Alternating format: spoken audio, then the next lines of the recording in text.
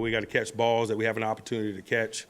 We got to sustain blocks longer. We got to tackle better. We got to make kicks. Just good fundamental things, and we're not doing it. So we're going to continue to work. We're going to absorb the negativity that comes with our current position. We understand that.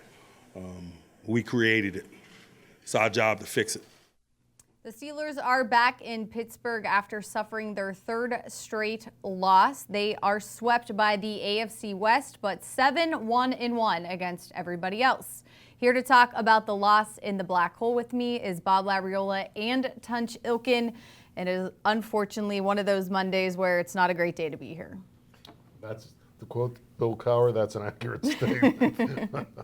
Missy, this team on their winning streak went from a team that always found a way to win, now on their 3-game losing streak, is always finding a way to lose. And, all 3 of these games that they've lost in a row, they could have won, should have won. And yet here we are in a position where now it's going to be tough.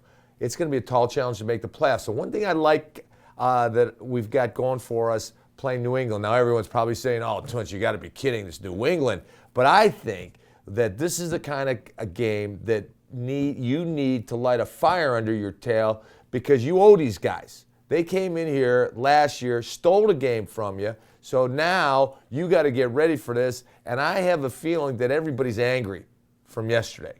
And there's nothing like anger to feed a rivalry. Are you angry or are you scared?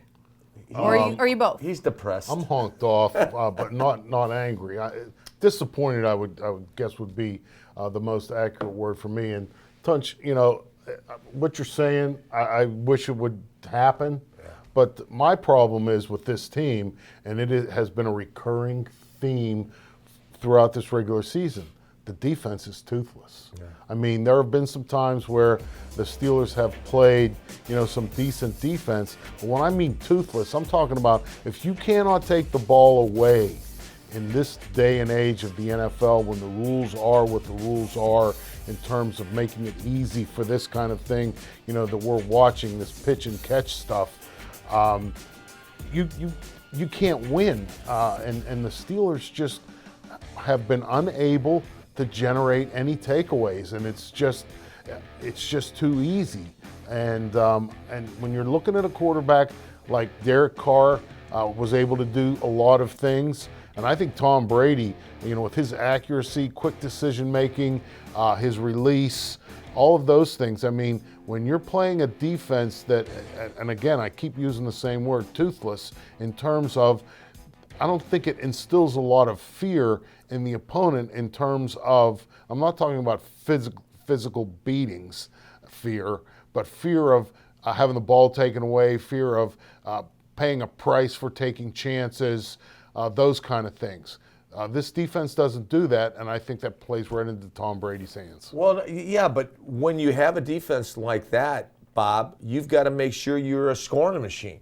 And that's what this team thought they were going to be coming into this season. And, I'm not putting it on Ben, but if Ben gets hurt, he comes out in the third quarter, I don't think we lose that game. You know what I mean? He might have been too hurt to throw the ball, but he comes back in towards the end. So I'm thinking, why not earlier? And then, we were talking about that during the broadcast. So now the onus is all because of you're right about the defense. So the onus is on the offense. You got to score points. You got to score points, control the clock, move the chains, and dominate. And that's what we got to get back to offensively. Well, I mean, okay. Where was the offensive line yesterday against a horrendous Oakland run defense? I don't know what happened. I mean, you're I'm looking watching at the film. They didn't get the holes. You're looking at 32 yards rushing on 16 carries for Ridley and Samuels. Right. And I don't know a whole lot about offensive line play, and I'm not saying that to be sarcastic. I'm serious. But I was watching the game through the binoculars. It's not like the running backs were missing holes. No, there weren't. I mean, and that was a real disappointment for me because this was a defense that everybody has run on. 570 yards rushing. Everybody has run. Everybody has run on them. Why couldn't we run on them? Right. We're going to see the film, and it's going to be it's. I mean, because that's the thing.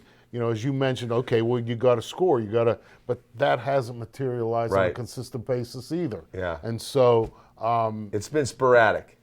Well, you know what? sometimes doesn't get it done. Yeah. After a game like that, when we would come into the film, Mike Webster, Hall of Fame, Webby would always say, "Okay, let's get to the rat killing," and that's what it was. We would, our offensive line coach, whether it was Raleigh Dotch or Ron Blackledge or whether it was Chuck, they were just it was a beating. I mean, it was going to be a brow beating. So we would come back from those games and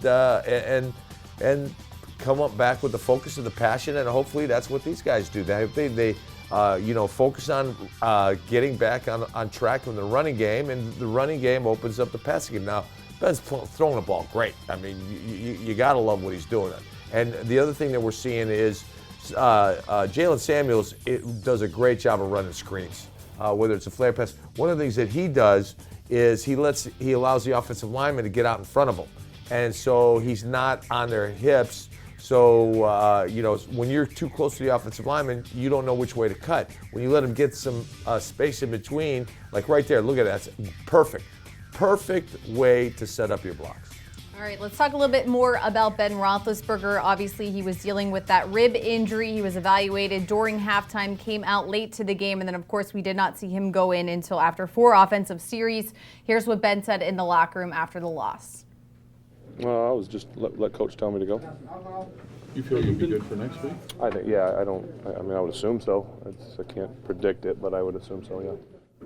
All right, I know there's going to be a lot of debate about this. Ben has his radio show tomorrow, then Coach Tomlin has his press conference. So what do we make about the fact he was out there and was able to go in once they went down, but didn't go in right away? Well, it appears to me that Coach Tomlin made that decision. And, in today's NFL, the coach makes that decision.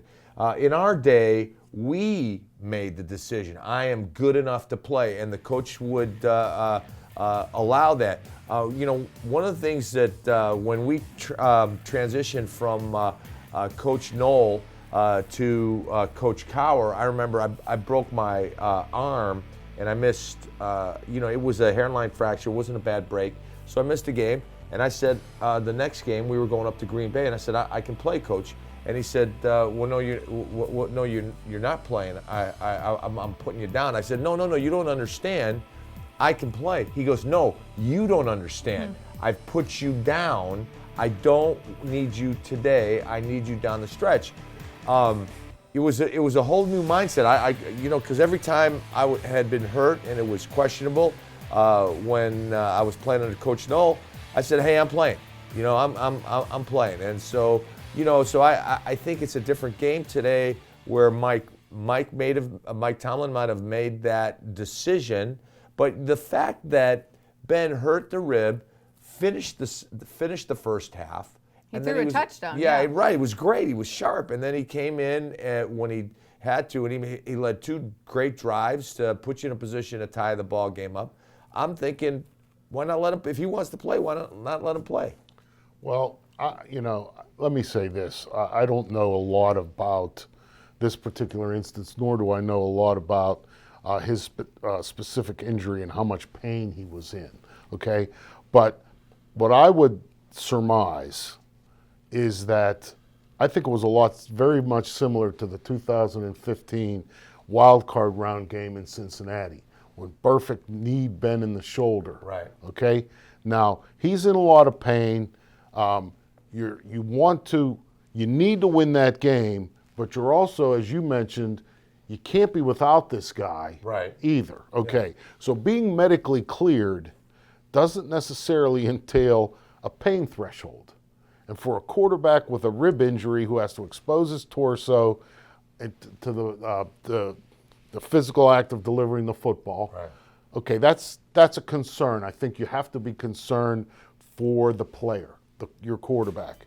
And I would think that the goal or the hope was that if we could win this game without exposing him to more hits and more pain, that's the optimum outcome.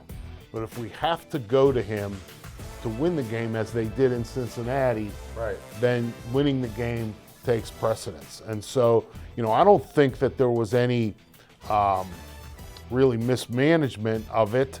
I think that, what failed to happen is the defense made no plays.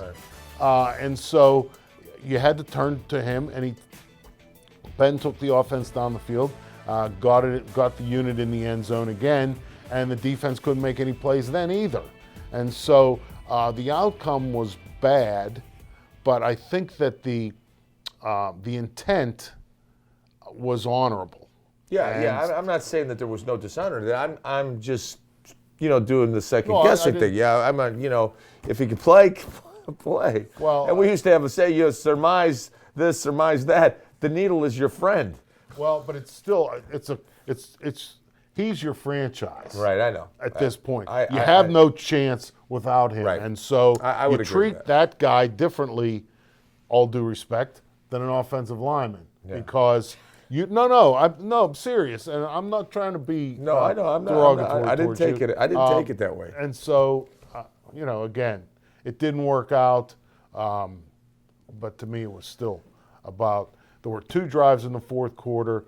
The Raiders ran 22 plays and covered 148 yards. Make a play on one of those 22 snaps or somewhere in that 148 yards of real estate, and the outcome's different. All right. We are going to take a short break. When we return, Tunch heads to the telestrator for Chalk Talk. We'll be right back.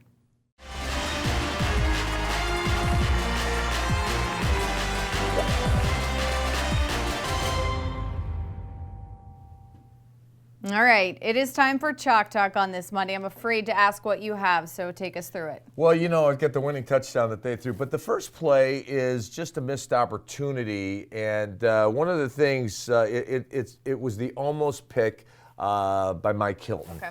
And so one of the things you say they've got 2 receivers up top, and then they got Jordy Nelson and they've got Seth Roberts right here. Now the Steelers are in man coverage. They got cover 1, and there's Sean Davis, and here you got Mike Hilton, who is covering Jordy Nelson, and you've got Cody Sensabaugh, who's going to cover Seth Roberts. Seth Roberts is going to run a corner route, and Jordy Nelson is going to run a return route, and when he runs it, the ball is thrown behind, and Mike Hilton is going to slip, but it's almost an interception. The Steelers are doing a great job, great coverage to this point. Right now, Jordy goes down, and so now when Mike Hilton breaks on that return route, he lays out, and that ball just skips through his hands. And one of the things you're going to notice from the end zone is now there's going to be a 4-man rush. You're going to see Cam try to get the edge, and Bud tried to get the edge, and inside by Stefan, and then on the side, TJ. Watch how Derek Carr takes 2 steps, pivots, and throws. The ball was coming out fast the entire game, and this is what the West Coast offense is. This is what John Gruden's offense is. And one of the things that you'll notice is as he lets the ball fly, he is expecting Jordy Nelson to be at that spot. That's the whole offense.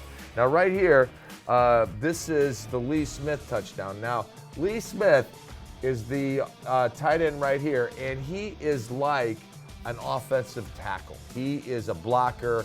He's got 1 touchdown pass. Watch the way that he just acts like he's blocking. He's in a 4-point stance, and then he jumps, and then he just sneaks out over here.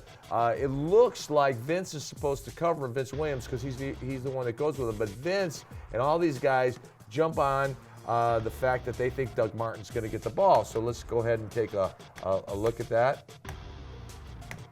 And reverse motion.